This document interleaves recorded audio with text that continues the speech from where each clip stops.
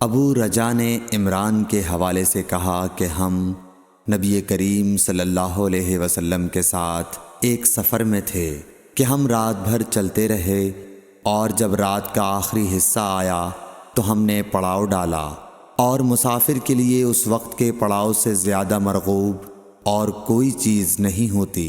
پھر ہم اس طرح غافل ہو کر سو گئے کہ ہمیں سورج کی گرمی کے سوا کوئی چیز بیدار نہ کر سکی۔ سب سے پہلے بیدار ہونے والا شخص فلاں تھا، پھر فلاں، پھر فلاں۔ ابو رجا نے سب کے نام لیے، لیکن اوف کو یہ نام یاد نہیں رہے۔ پھر چوتھے نمبر پر جاگنے والے حضرت عمر بن خطاب رضی اللہ تعالیٰ عنہ تھے، اور جب نبی کریم صلی اللہ علیہ وسلم آرام فرماتے تو ہم آپ کو جگاتے نہیں تھے، یہاں تک کہ آپ خود بخود بیدار ہوں، کیونکہ ہمیں کچھ معلوم نہیں ہوتا کہ آپ پر خواب میں کیا تازہ وحی آتی ہے۔ جب حضرت عمر جاگ گئے اور یہ آمدہ آفت دیکھی، اور وہ ایک نڈر دل والے آدمی تھے، بس زور زور سے تکبیر کہنے لگے۔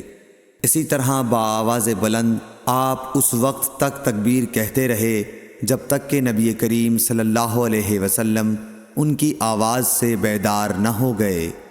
تو لوگوں نے پیش آمدہ آفت مصیبت کے متعلق آپ صلی اللہ علیہ وسلم سے شکایت کی۔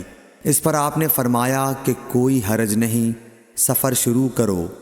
پھر آپ تھوڑی دور چلے، اس کے بعد آپ ٹھہر گئے اور وضو کا پانی طلب فرمایا، اور وضو کیا اور اذان کہی گئی۔ پھر آپ نے لوگوں کے ساتھ نماز پڑھی۔ جب آپ نماز پڑھانے سے فارغ ہوئے تو ایک شخص پر آپ کی نظر پڑی جو الگ کنارے پر کھڑا ہوا تھا، اور اس نے لوگوں کے ساتھ نماز نہیں پڑھی تھی۔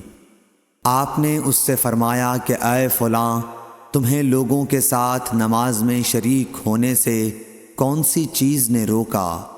اس نے جواب دیا کہ مجھے غسل کی حاجت ہو گئی اور پانی موجود نہیں ہے۔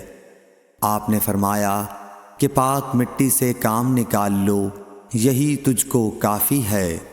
پھر نبی کریم صلی اللہ علیہ وسلم نے سفر شروع کیا تو لوگوں نے پیاس کی شکایت کی۔ آپ پھر ٹھہر گئے اور فلاں یعنی عمران بن حسین رضی اللہ تعالی عنہ کو بلایا، ابو رجا نے ان کا نام لیا تھا لیکن اوف کو یاد نہیں رہا، اور حضرت علی کو بھی طلب فرمایا۔ ان دونوں سے آپ نے فرمایا کہ جاؤ پانی تلاش کرو۔ یہ دونوں نکلے۔ راستے میں ایک عورت ملی جو پانی کی 2 پکھالیں اپنے اونٹ پر لٹکائے ہوئے بیچ میں سوار ہو کر جا رہی تھی۔ انہوں نے اس سے پوچھا کہ پانی کہاں ملتا ہے؟ تو اس نے جواب دیا کہ کل اسی وقت میں پانی پر موجود تھی، یعنی پانی اتنی دور ہے کہ کل میں اسی وقت وہاں سے پانی لے کر چلی تھی، آج یہاں پہنچی ہوں، اور ہمارے قبیلے کے مرد لوگ پیچھے رہ گئے ہیں۔ انہوں نے اس سے کہا اچھا ہمارے ساتھ چلو۔ اس نے پوچھا کہاں چلوں؟ انہوں نے کہا رسول اللہ صلی اللہ علیہ وسلم کی خدمت میں۔ اس نے کہا اچھا وہی جن کو لوگ صابی کہتے ہیں؟ انہوں نے کہا یہ وہی ہیں جسے تم کہہ رہی ہو۔ اچھا اب چلو۔ آخر یہ دونوں حضرات اس عورت کو حضرت صلی اللہ علیہ وسلم کی خدمت مبارک میں لائے اور سارا واقعہ بیان کیا۔ عمران نے کہا کہ لوگوں نے اسے اونٹ سے اتار لیا۔ پھر نبی کریم صلی اللہ علیہ وسلم نے ایک برتن طلب فرمایا اور دونوں پکھالوں یا مشکیزوں کے منہ اس برتن میں کھول دیے، پھر ان کا اوپر کا منہ بند کر دیا، اس کے بعد نیچے کا منہ کھول دیا، اور تمام لشکریوں میں منادی کر دی گئی کہ خود بھی سیر ہو کر پانی پئیں اور اپنے تمام جانوروں وغیرہ کو بھی پلا لیں۔ پس جس نے چاہا پانی پیا اور پلایا، اور سب سیر ہو گئے۔ آخر میں اس شخص کو بھی ایک برتن میں پانی دیا جسے غسل کی ضرورت تھی۔ آپ نے فرمایا لے جا اور غسل کر لے۔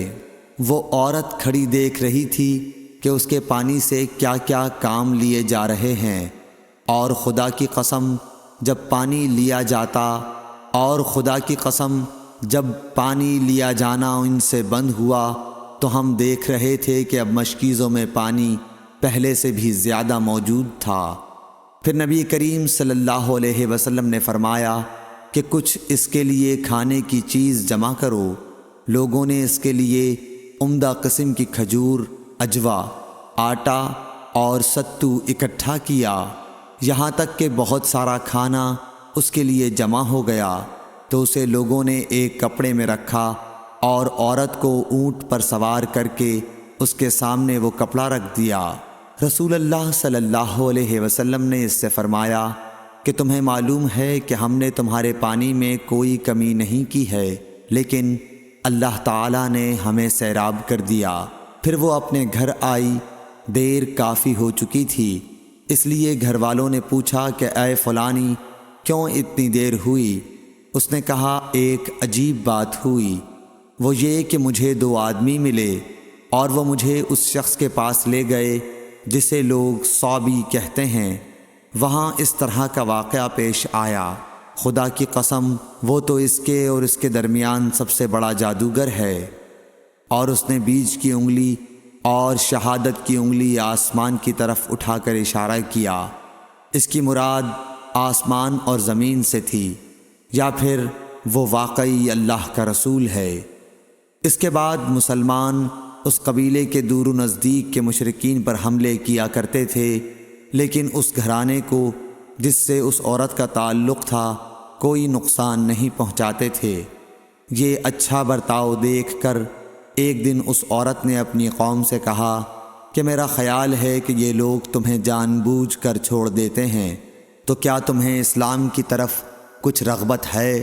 قوم نے عورت کی بات مان لی اور اسلام لے آئی۔ حضرت ابو عبداللہ امام بخاری رحمۃ اللہ علیہ نے فرمایا کہ سبا کے معنی ہیں اپنا دین چھوڑ کر دوسرے کے دین میں چلا گیا۔ اور ابو العالیہ نے کہا ہے کہ صائبین اہل کتاب کا ایک فرقہ ہے جو زبور پڑھتے ہیں، اور سورہ یوسف میں جو عصب کا لفظ ہے وہاں بھی اس کے معنی عمل کے ہیں۔ صحیح بخاری حدیث نمبر 344۔